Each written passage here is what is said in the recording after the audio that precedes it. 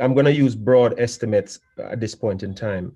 It costs each club, each of the 12 clubs around the league, round about somewhere between 25 to 30 million a year to participate in the league.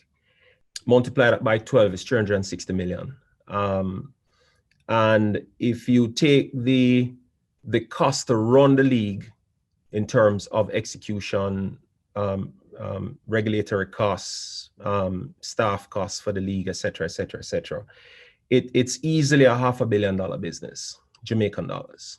Up to the end of last season, and even right now, we are still not at the level of optimally be able to manage that cost. But that's the real cost. We need to start there. We need to be able to raise at the very minimum to be sustainable $500 million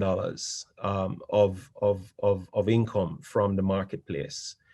Whether that comes through sponsorship or a combination of sponsorship and rights revenues, et cetera, et cetera. That's where we need to be functionable at this level. Now, the question you should ask yourself is $30 million sufficient to do the things we need to do and to meet some of the thoughts that Newton proffered?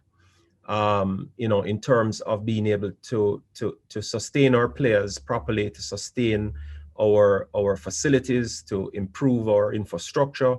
It sounds like we really need to be doubling that. So we're talking about close to $1 billion if we are to function at a very optimal level.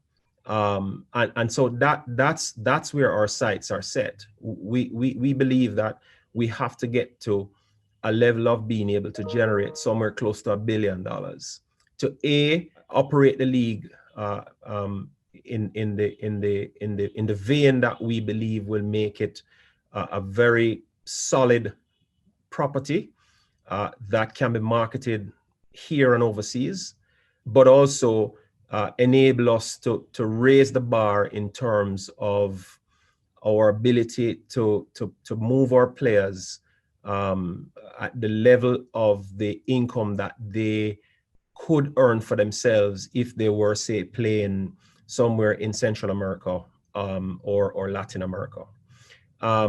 So we have thought about these things, but like I said, like any good business, when you get started, you are never at the place where you believe you need to be. You have to work to get there. And we have a lot of work to do. We understand that. We have said that very clearly. And so we now have to execute on the business plan that we have set for ourselves and give it time.